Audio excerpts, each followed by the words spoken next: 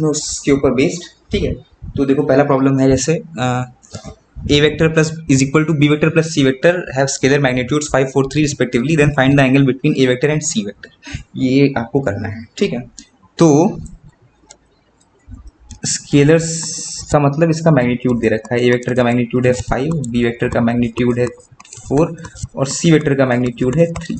अब आपको गिवन है कि A vector is equal to B vector plus C vector. तो अगर हम ट्रायंगल लॉ के हिसाब से देखें तो ए वेक्टर अगर ये होगा तो बी कुछ इधर होगा और सी कुछ ऐसे होगा, है ना, ए बी सी, तभी तो A vector is equal to B plus C होगा, ठीक है। अब जो अगर मैग्नीट्यूड की बात करें तो एक 4 है, 5 है, 4 है और 3 है, ये तीनों मिलके बनाते हैं पाइथागोरियन ट्रायड। आपको पता है कि ये हमेशा क्या होगा, राइट एंगल ट्रायंगल ही होगा। 5, 4, 3 पाइथागोरियन ट्रायड का पार्ट है। तो मतलब 5 स्क्वायर इज इक्वल टू क्या है, 4 स्क्वायर प्लस 3 स्क्वायर है कि नहीं है, ये 25, ये भी 25, तो पाइथागोरियन ट्रायड हुआ, मतलब ये एंगल कैसा है, राइट एंगल ट्रायंगल है। तो ये 90 डिग्री हो गया, ये 5 वाला हो गया, ये आपका सी कौन सा था, 3 वाला, और ये आपका 4 वाला हो गया, ठीक है। तो ये एंगल आपको फाइंड करना है ए और सी के बीच में, है ना। ए वेक्टर का मैग्नीट्यूड 5 था, सी का 3 था, तो ये एंगल आपको फाइंड करना है। तो कैसे फाइंड करोगे भाई, आप लिख सकते हो यहाँ पर tan theta is equal to 4/3, तो इसका मतलब theta is equal to tan inverse 4/3।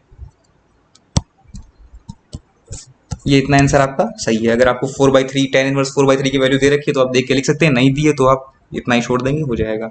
लेकिन वैसे इस ट्रायंगल के बारे में आपको, इस ट्रायंगल का काफ़ी यूज़ होता है 3, 4, 5 वाले का।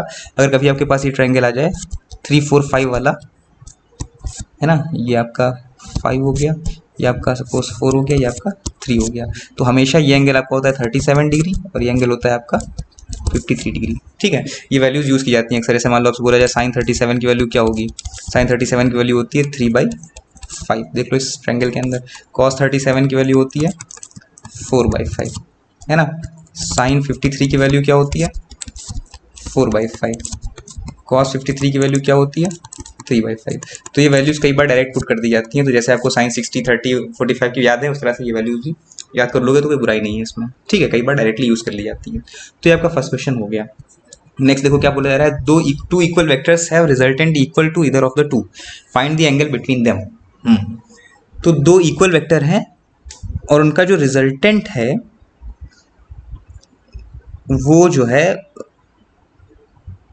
दोनों के बराबर है। अच्छा, मतलब ये हुआ कि सपोज दो वेक्टर्स हैं, दोनों इक्वल है, मतलब उनका मैग्नीट्यूड भी इक्वल होगा, यानी कि ए वेक्टर एक हो गया, एक बी वेक्टर हो गया, दोनों का मैग्नीट्यूड हमने मान लिया ए है।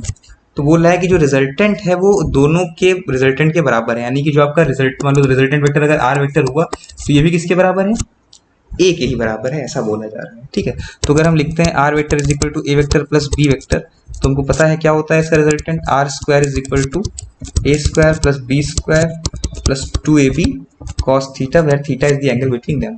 तो यहाँ पर ए बी और आर क्या है, ये मैग्नीट्यूड है ए वेक्टर के, बी वेक्टर के और आर वेक्टर के। तो यहाँ पर हमें पता है पहले से सारे के सारे ए ही हैं, तो A square is equal to A square plus 2a square cos theta, ठीक है ना।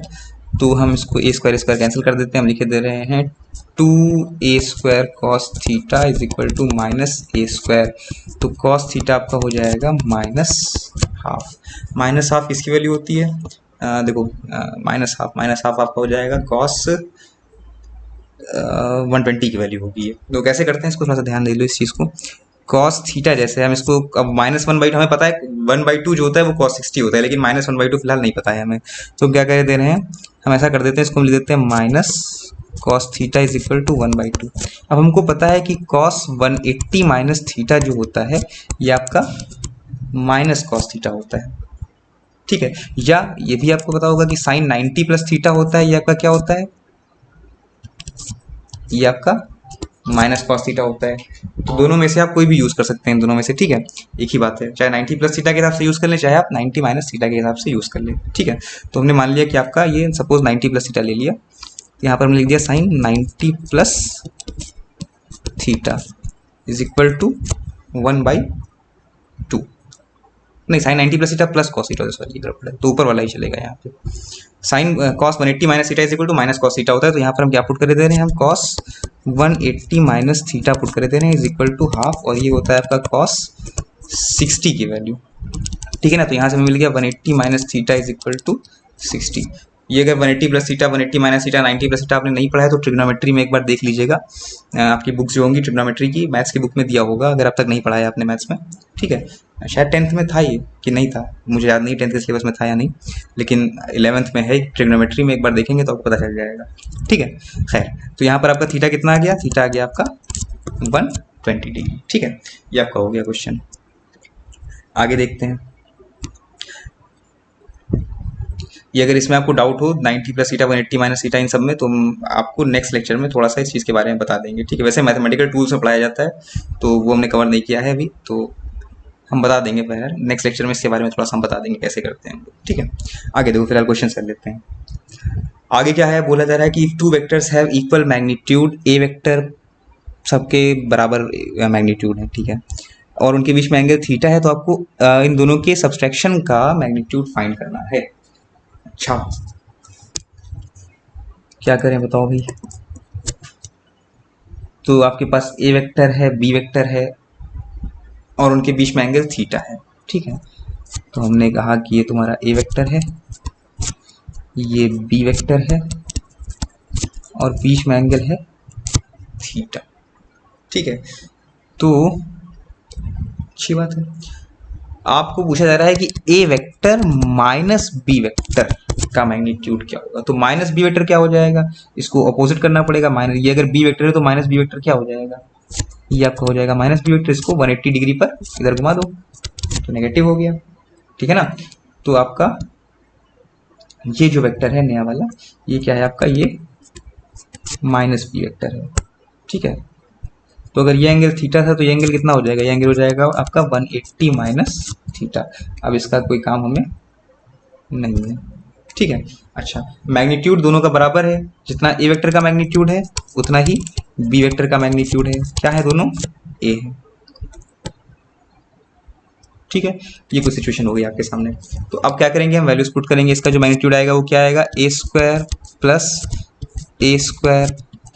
2a² cos 180 minus theta square root, तो हो जाएगा आपका 2a² plus cos 180 minus theta क्या होता है, माइनस कॉस थीटा होता है, तो हो जाएगा minus 2a² cos theta.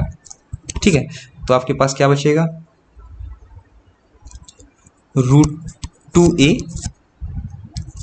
1 minus cos theta, ये बचेगा आपके पास। ठीक है, तो 1 माइनस कॉस थीटा को आप क्या लिख सकते हैं, आप इसको लिख सकते हैं √2a 1 माइनस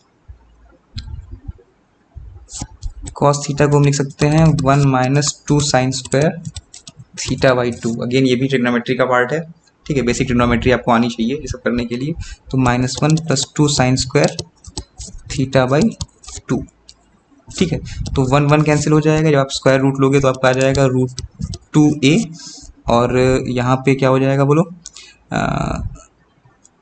√2 हो जाएगा ये 2 का, और साइन स्क्वायर थीटा बाई 2 का क्या हो जाएगा, साइन थीटा बाई 2। तो √2 सॉरी कैंसिल नहीं होगा, √2 मिलकर के बन जाएंगे 2, तो हो जाएगा आपका 2a साइन थीटा बाई 2। ये हो जाएगा इन दोनों के बीच का जो आपका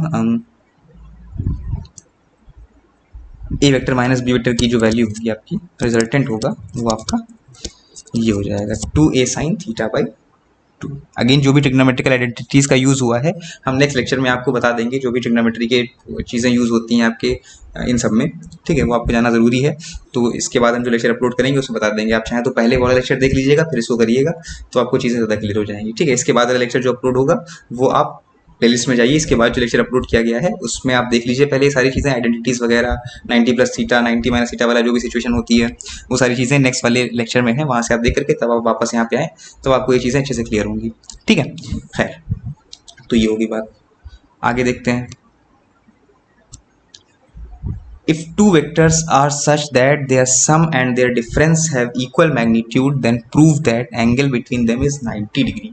तो दो वेक्टर्स हैं, बोला जा रहा है उनका सम और उनका डिफरेंस का मैग्नीट्यूड इक्वल है ना। तो दो वेक्टर हैं, सपोज एक ए वेक्टर है एक बी वेक्टर है। ठीक है, तो बोला जा रहा है कि ए प्लस बी वेक्टर का जो मैग्नीट्यूड है वही आपका ए वेक्टर माइनस बी वेक्टर का मैग्नीट्यूड है। तो सपोज इनके बीच में हमने मान लिया एंगल थीटा है, तो ये क्या हो जाएगा A square plus B square plus 2ab cos theta, और ये हो जाएगा आपका A square plus B square क्या हो जाएगा कॉस 180 माइनस थीटा हो जाएगा। भाई ए वेक्टर है, ये बी वेक्टर है ना, इनके बीच का एंगल थीटा जैसे पिछले क्वेश्चन में किया था। तो माइनस बी वेक्टर करोगे तो एंगल ये कितना हो जाएगा 180 माइनस थीटा होता है कि नहीं होता है, और कॉस 180 माइनस थीटा क्या होता है माइनस कॉस थीटा होता है, तो ये क्या हो जाएगा माइनस 2ab कॉस थीटा। ये सिचुएशन हो गई। तो यहाँ से हमें मिल गया 4ab cos theta is equal to 0। तो इसका मतलब हमारे पास क्या गया cos theta is equal to 0 that is cos 90 degree. तो थीटा इज इक्वल टू क्या गया आपका 90 डिग्री। ठीक है, यही हमें प्रूफ करना था। तो ये कुछ प्रॉब्लम्स हैं, नेक्स्ट सेक्शन में हम अपलोड कर देंगे कि ट्रिग्नोमेट्री में जो भी ट्रिग्नोमेट्री का एप्लीकेशन होता है इन प्रॉब्लम्स में, क्योंकि बहुत ज़्यादा होगा, तो इसलिए हम नेक्स्ट सेक्शन में अपलोड कर दे रहे हैं क्या क्या ट्रिग्नोमेट्री की जरूरी चीज़ें हैं जो आपको आनी चाहिए। ठीक है।